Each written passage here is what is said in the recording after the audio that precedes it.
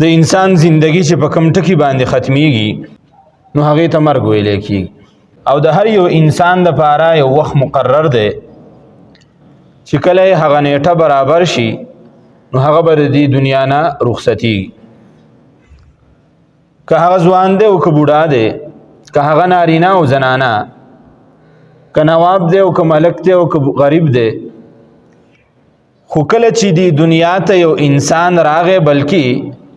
انسان سکه زنده سر راغی نو یو ورځ به په د باندې پناه راځي خو کامیاب انسان هغه دی چې کله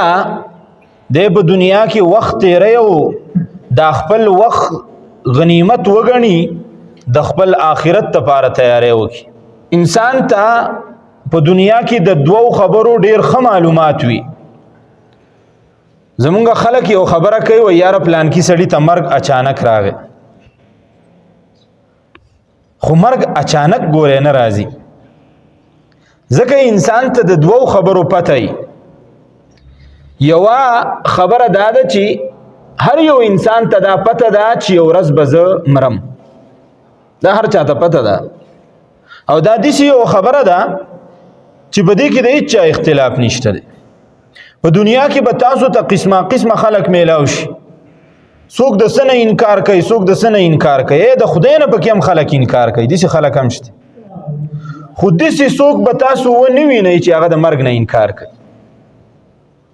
ټول خلک مرګ مني مرګ په انسان باندې راځي نیو انسان ته د دې خبرې پته ده چې په ما باندې به مرګ راځي دویم ورته د دې خبرې هم پته ده چې مرګ به اچانک راځي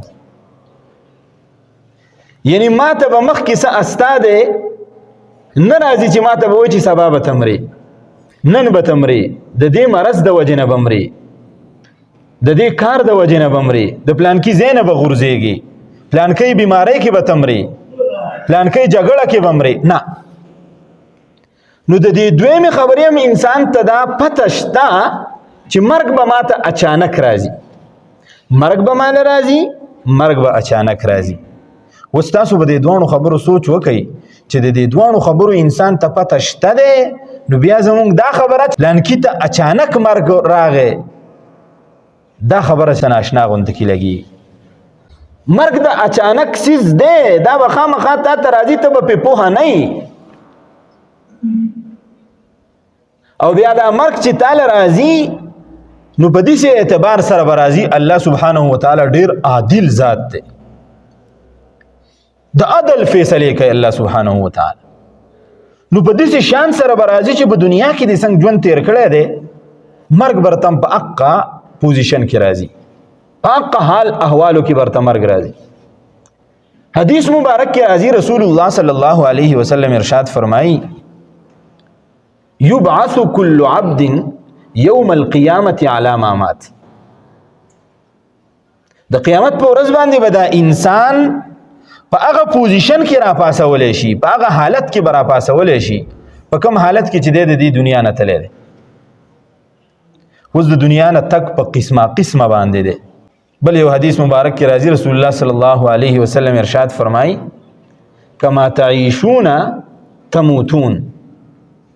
چې څنګه تاسو ژوند تیروئ دقسې به تاسو ته مرګ راځي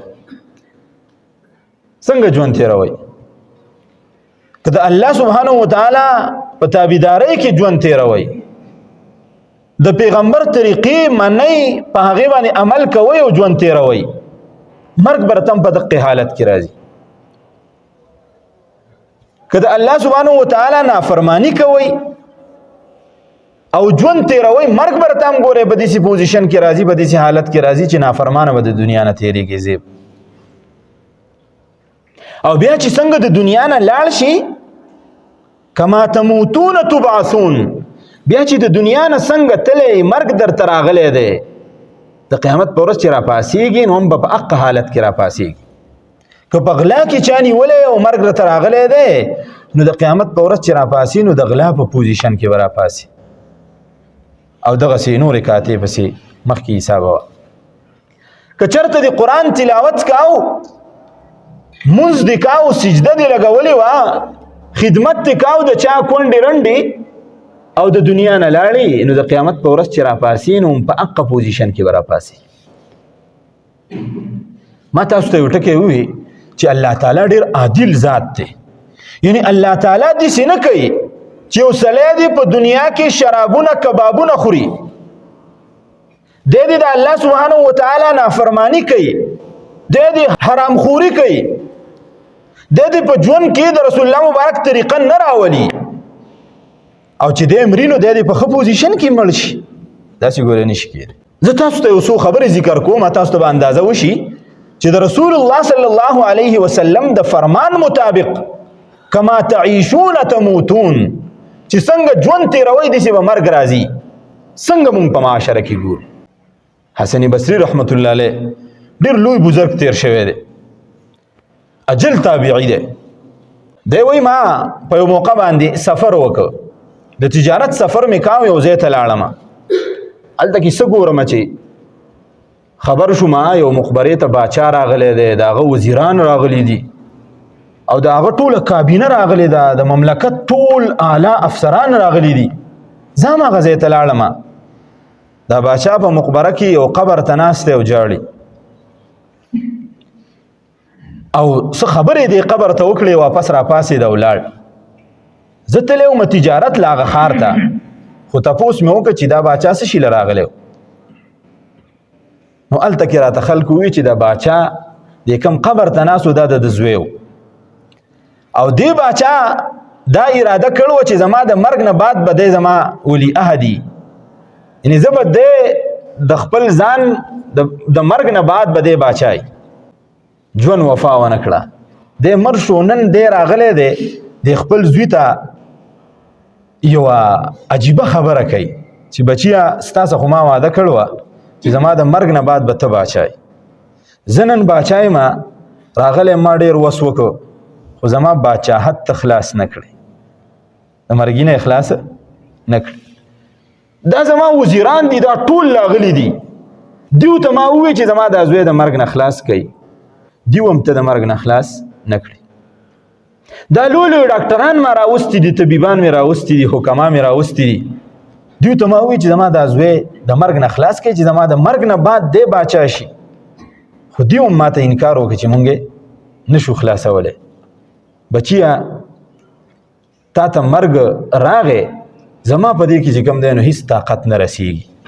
دې قبر ته باچا دا خبرې وکړې. حسن بصري رحمت الله علیه وایي زه تللی وم تجارت له،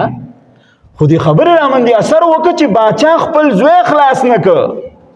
نو ای د مرګ نه به تا بل څوک خلاص کي. زه د الله په لاره کې زه د الله دین اپناو کا. د هغې نه بعد چې کوم دی نو حسن بصري رحمت الله علیه زندگی بدله شو. نو دا مرګ داسې یو څیز دی چې ګوره یاد ساته که باچایي په دنیا کې اعتبار سره غټه عهده د باچا ده، خو د دې مرګ نه دغه باچا خپل د زړه غوښې زوی نشي خلاصولی. نو مونږ به ترې څوک خلاص کړي؟ نو د مرګ نه بچ کېدل دا نشته. خو کامیاب سړی هغه ده چې ژوند یې داسې تېر کړه چې د مرګ په وخت کې دی په داسې حالت او پوزیشن کې چې الله سبحانه وتعالی ته محبوبي، الله ته خوښي. زمونږ اکابر مشران تیر شوي، المنهاج فی شرح صحیح مسلم ابن الحجاج، هغې کې د ابو بکر ابن عیاش رحمت الله علیه د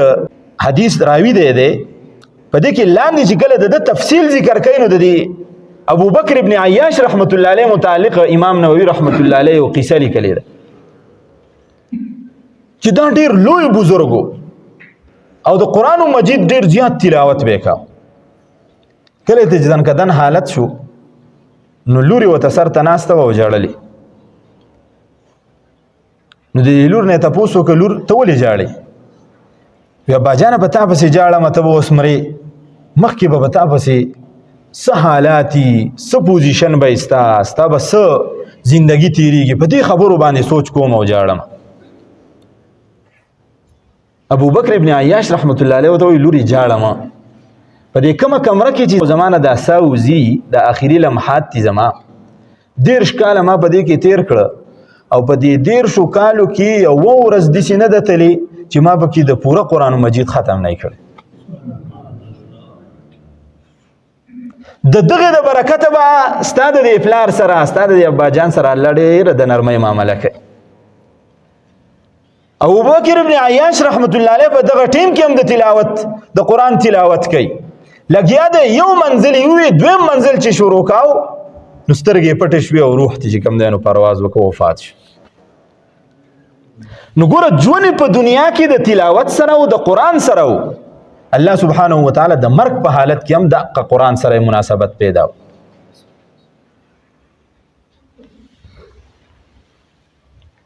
علامه جلال الدین سیوطی رحمت الله علیه شرح الصدور فی احوال الموتى والقبور کې د ثابت بنانی رحمت الله علیه متعلق یو قصه لیکلې. دا خبرې زه د دې لپاره ذکر کوم چې څنګه ژوند تیرې هغسې به مرګ راځي بیا. نو د ثابت بنانی رحمت الله علیه متعلق واقعه ذکر کړې ده چې حمید الطویل دا یو راوي دی او لوی محدث تیر شوی دی. دی وایي چې دا ثابت بنانی رحمت الله علیه ډېر لوی بزرګ او ده به وی چې په دنیا کې ما ته یو شی خوند راکوي چې زه په نفلو باندې ولاړ وی او الله تعالی ته مې دا سر لګولی وی او سجده مې ورته کولی. په دې کې چې کومه خوند او چسکه ماته میلاویږي داسې په بل څه کې نه میلاوي. ده به دا سوال کاو چې ربه کله زه مړ شم او په قبر کې ما کیدي نو که په قبر کې د مونځ کولو اجازت د انبیای کرامو نه علاوه بل چاته میلاویږي نو ربه ما ته هم اجازت وکړه چې زه په قبر کې مونځ کوم او تا ته دا خپل سر لګوم. دا دعا به غوښتل. نو انبیای کرام په قبرونو کې ژوندي دي. الانبیاء احیاء فی قبورهم یصلون. په خپلو قبرونو کې ژوندي دي منځونه هم کوي. مسند ابي اعلی روایت ده. نو ده به دا سوال کاو چې ربه که بل چاته اجازت میلاویږي نو ما ته اجازت راکړه چې تا ته دا سر په قبر کې هم لګوم. حمید الطویل رحمت الله علیه فرمایي زه د دې په دې جنازه کې هم شرکت ما وکړ او چې قبر کله تدفین د ده کېده نو هم زه ولاړ وم دا تختې پې مونږ سمولې. ما یو تخته سمه کړه دا تخته وړه وه لاندې دې قبر ته ورګزاره شوله. څه ګورم چې په دغه حالت کې قبر هغه کولاو شوی دی نگاه چې څومره رسي سترګه چې څومره نظر لري دومره قبر کولاو شوی دی او ثابت بنانی رحمت الله علیه ولاړ دی او په دغه ټیم کې په قبر کې مونځ کوي. اوس زمونږ زندګۍ څنګه تیریږي زمونږ مرګونه به څنګه راځي. د ثابت بنانی رحمت الله علیه ټول ژوند فنوافلو کې منځونو کې سجدو کې تیر شوی و. الله سبحانه وتعالی ورته په قبر کې هم اقا ژوند ورک. دقه راوي دا حمید الطویل رحمت الله علیه ده به هم وایي چې ما ته په سجده کې ډېر خوند میلاویږي ربه چې کله زه وفات کېږم کاش چې زما نه په سجده کې روح وځي. چې کله دی وفات کېده الله سبحانه وتعالی سجدې ته ښکته شو نفل مونځ کول سجدې ته ښکته شو په نفلو کې دی چې کوم دی نو روح لاړ پرواز وکړو دی وفات شو. حضرت امام ابو حنیفه رحمت الله علیه څومره لوی شخصیت تیر شوی دی. ابو جعفر منصور دی کله قید که ده ته وی ته به د قضا په منصب باندې زما سره یې قاضي به زما په عدالت کې. امام ابو حنیفه رحمت الله علیه ورته وی چې نه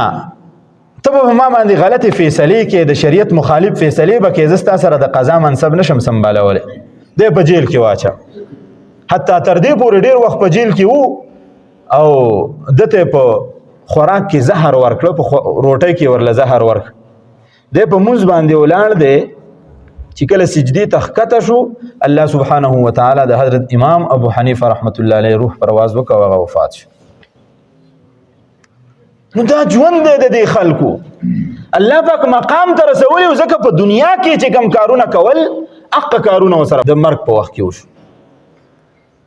علامه ابن نجیم رحمت الله علیه البحر الرائق کې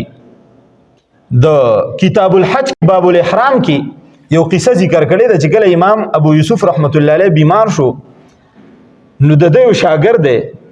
ابراهیم نومې دی دی خواله لاړ. دی بیمار پرسۍ له تلی خو ناست و ورسره نو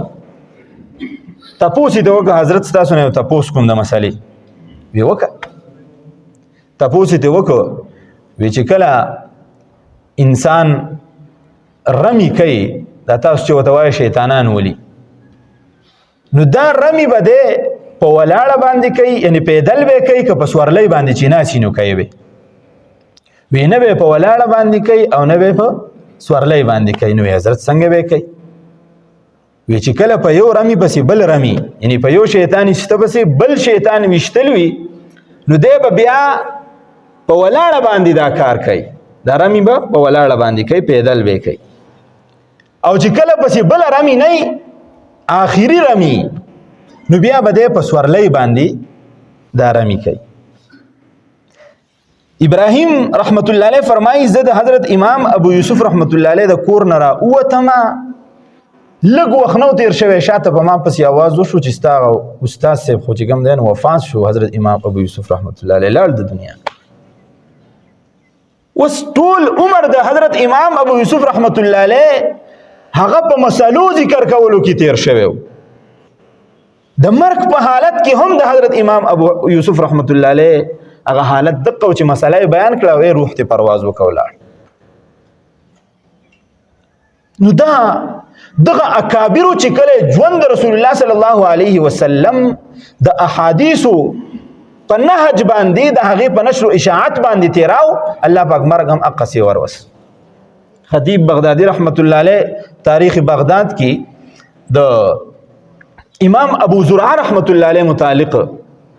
هغه لیکلي دي چې کله امام ابو زرعه رحمت الله علیه دا ډېر لوی محدث تیر شوی دی او امام احمد ابن حنبل رحمت الله علیه به فرمایل چې امام ابو زرعه هغه نوجوان دی چې زما په نسبت باندې د صحیح احادیثو تعداد ولکه دی،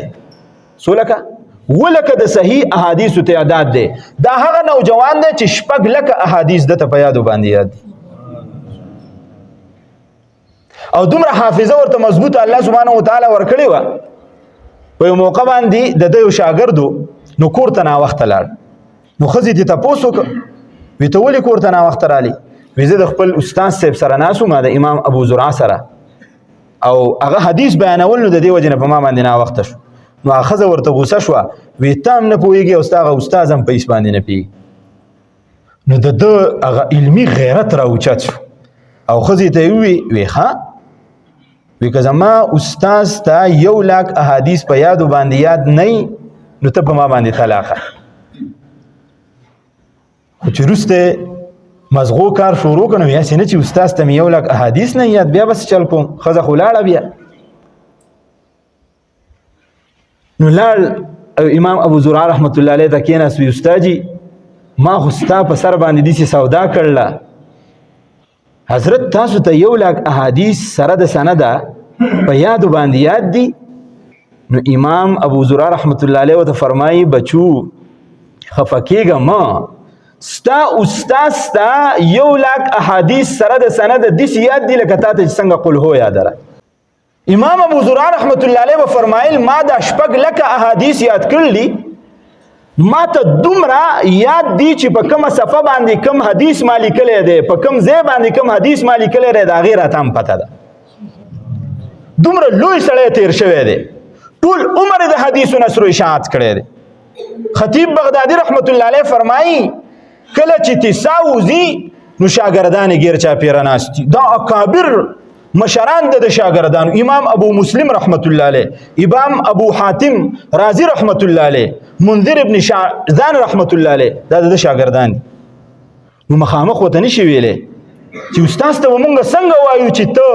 لا اله الا الله محمد رسول الله وایه، د کلمې ورد کوه، تلقین ورته نشو کولی، خو مونږ به په خپل سندونه ذکر کو. سند هغه سلسلې ته ویلی کېږي د رجالو چې کوم رسول الله مبارک ته رسېدلي.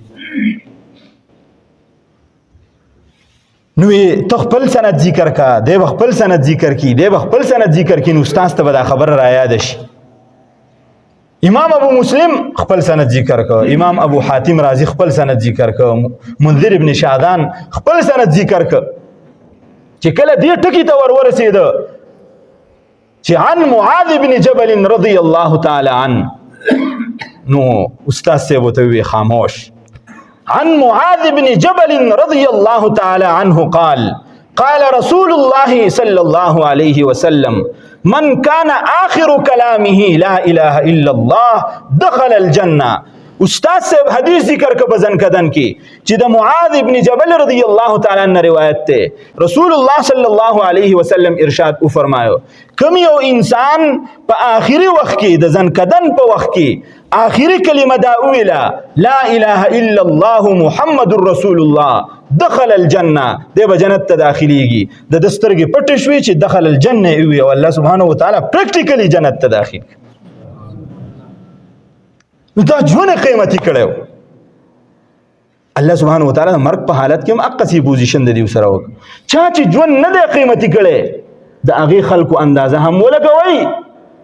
په دې کراچۍ کې جنا اسپیټال کې یو ډاکټر صاحب او هغه په دې ایمرجنسي کې وو نو دا خلک براتله د هغه مخې ته د ډیرو خلکو نه ساونه وتیو نو بیا په هغه باندې د یو کتاب لیکي چې زما مخې ته د خلکو نه څنګه ساونه وواته نو په هغه کې یو واقعه هغه لیکلې ده چې یو کس راوړه ډېر په حساس حالت کې و د ځنکدن حالت و زامن اوس ورسره دي او د سره په ترخ کې ټیپ هم ورسره دی ټیپ اوس ورسره دی په ترخ کې ما ورته وی چې په دې ټیپ باندې څه کوئ وایي چې دا زمونږ پلار دی او د چې ګانه نه اورېدلي نو د پوزیشن ډیر خرابي په د باندې ډیر بد حالتي د همیشه ځان ته ګانه لګي د ځان ته ګانه ولګوله او د پروت ته د ځن کدن حالت شروع شو مای بچو ته وی چې کلمه وته وای بچي وته کلمه وای ټیپ ته بندي او د لاس د قصیزي او د ټیپ هغه بټن لورزي او ځان ته لګي ګانه تر دې چې د په خله باندې ګانه وا او د دنیا نه رخصت شو کلمه یې ونه ویله ما د بچو نه تاسو کې چې دا ولي چې د ټول عمر غانا اوریدل تاسو به د نږدې وختونو کې یو ټیک ټاکر او هغه به فحاشي او ریانی خوراوله ټول عمر دا کار کړو د ځان د سټیټس چتولو د پاره د ځان د نام نمود شهرت د پاره قسمه کارونه به هغه کول ویډیو ځان ته لګولې و د قصبه گاډي کې تاسو به ویډیو کتلی روانو غاړه کې ځان ته ویډیو لګولې د اکسیډنټ وکړو حقیقت دا دی تاسو ویډیو راغلی دي داسې چغې ته خلاص شوي لکه سړی چې یو ساروی ذبح کړي او غرلارې کوي د قصې چې کوم دی نو ګانه ورته لګېدل او هغه د قصې ساتي ووته وفات شو دا زموږ ژوند ډېر بې وفا شیز دی تاسو ولیدل زموږ مولانا ارشاد رحمت الله علیه څنګه بې وفایي ورسره ژوند وکړی لاړ د دنیا خو کمال دا و چې ژوند کې ځان له ډېر څه کړي مونږ ژوند کې څه کړلي د ځان دپاره د هر یو کس سره به دا حساب کتاب کي چې څنګه د ژوند تېر که هغه قصې به در سره کي مکافات عمل یو کتاب دی په هغې کې د دې زمانې یو څو واقعات ذکر کړي په هغې کې واقع لیکلې وه چې یو کس هغه طالب علم و د قرآن حافظ او هغه د مدرسې نه راته بل یو کس هغه موټرسیکل چلاو او په ده باندې تیز رفتارۍ کې وار وکړو دی ایسته چې کوم دی نو د ځمکې نه وتمباو د هغه د پوزې د هډوکې مات شو هغه مور یې لاړه د دې طالب علم د هغه کور والا چې چا موټرسیکل چلاو هغه ته کېناسته چې ګوره ستا زوی زما د زوی سره دا چل کړی دی هغې ورته الټه ردې بدې ووي چې زما خو خوښه دا وه چې دا لاسونه یې وله مات کړی او دا خپې وله ماتې کړی او ته د پوزې غم راغستې هغه غریبه بار ته راووته او لاس یې اسمان ته اوچت کړه چې ربه ما خو وی چې دا به زما نه معافي وغواړي معذرت به وکړي ګناه ورته هم ده او زه یې ورټلمه خو په دې خبره هم ځان پوه کوي د مظلوم دعا چرته کې نه رد کېږي 3 دعوات مستجابات لا شک فیهن 3 دعاګانې داسې دي چې هغه الله سبحانه وتعالی هیڅ کله نه رد کوي په هغې کې یوه دعا دا دعوت المظلوم دعا د مظلوم چې کله دا ظالم ته دعا وکي بخیری وکي بد دعا وکي ليس بينه وبين الله حجاب د الله او د الله په منځ کې د دې خبرې د قبولیت هیڅ قسمه سفر ده نشته الله یې قبلوي نو رب هغه دعا واورېدله چې کله د مظلوم دعا د مظلوم خبره په معاشره کې څوک نه اوري اف آی آر نه درج کېږي په تاڼه کې څوک نه اوري نو رب وایي زه خو سمیع بصیر ذات یم زه اینم اورمم بیا الله اوري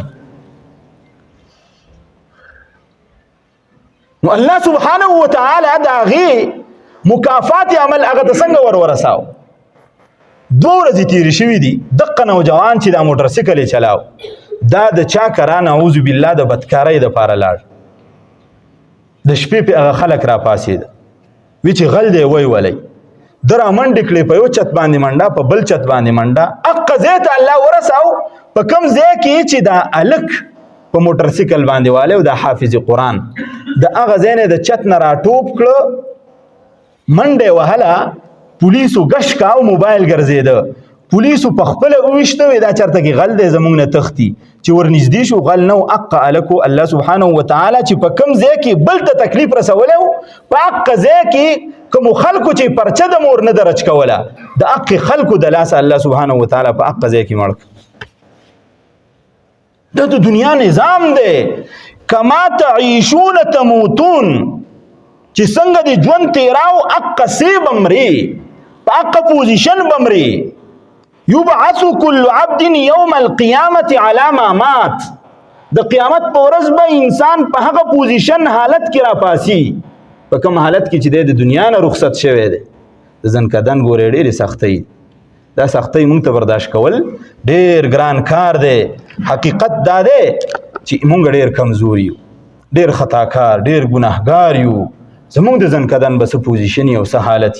حافظ ابن کثیر رحمت الله علیه البدایه والنهایه کې اخیری خبره کوم، بیا خبره بس کوم. البدایه والنهایه کې یو قصه ذکر کړې ده چې حضرت عیسی علیه السلام په یو مقبره باندې تېرېده، یو ښځه ناسته ده او ډېره جاړي. تپوس یې ته وکړه ولې جاړي؟ د دې قبر خواته ناست دی. وایي دا قبر مې د لور دی، په ځوانۍ کې وفات شو ده، ډېره پسې خفه یم، جاړم چې اوس به یې څه پوزیشني. او ته خو د الله سره ته مړی را ژوندي کړې د الله په حکم باندې. الله ته سوال وکړه چې دا لور زما را ژوندی کړي چې زه یې لږه ووینم بیا دې خیر دی وفات شي. عیسی علیه السلام ته الله معجزه ورکړې وه. رب ته سوال وکړو چې ربه دا لور ورته را ژوندی که. الله تعالی اجازت ورکوي ووایه ورته قم باذن الله، د الله په حکم را پاسه. دغه جینۍ را پاسېده. چې څنګه را پاسېده نو ویښتان یې تک سپین دي. مور ته تپوس کوي لور ستا خو لږ وخت وشو ته وفات شوې،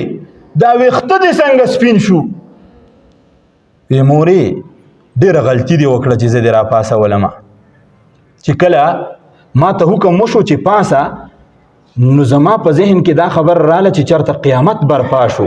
د هغې سختې د وجې نه زما ویښته سپین شو.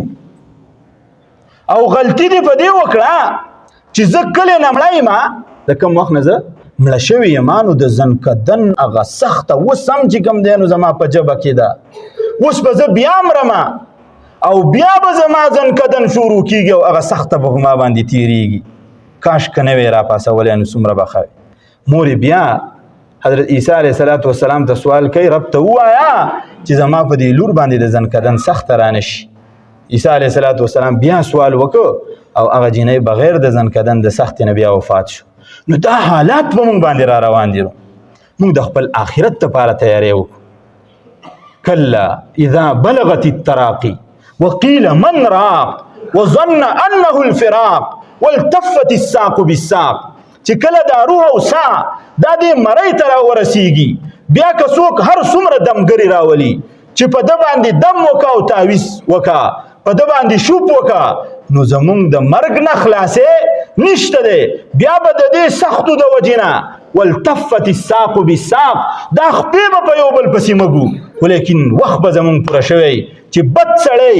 خراب سړی، اولا لک فاولا ثم اولا لک فاولا، ستا دپاره هلاکت دی او بیا ستا دپاره هلاکت دی او بیا ستا دپاره هلاکت دی.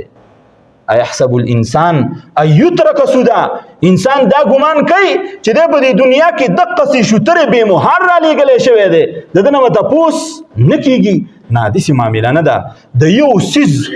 د یو څیز د هغې بدله به، د هغې جزا به میلاویږي، د هغې سزا به میلاویږي، که ثواب دی، که نیکي ده، که خرابي ده، د هغې عذاب به میلاویږي. الله سبحانه وتعالی دې زموږ ژوند هغه بهترین جوړ کړي او الله سبحانه وتعالی دې د رسول الله صلی الله علیه وسلم د طریقې موافق زموږ ټوله زندگی تیره کړي. واخر دعوانا ان الحمد لله رب العالمین.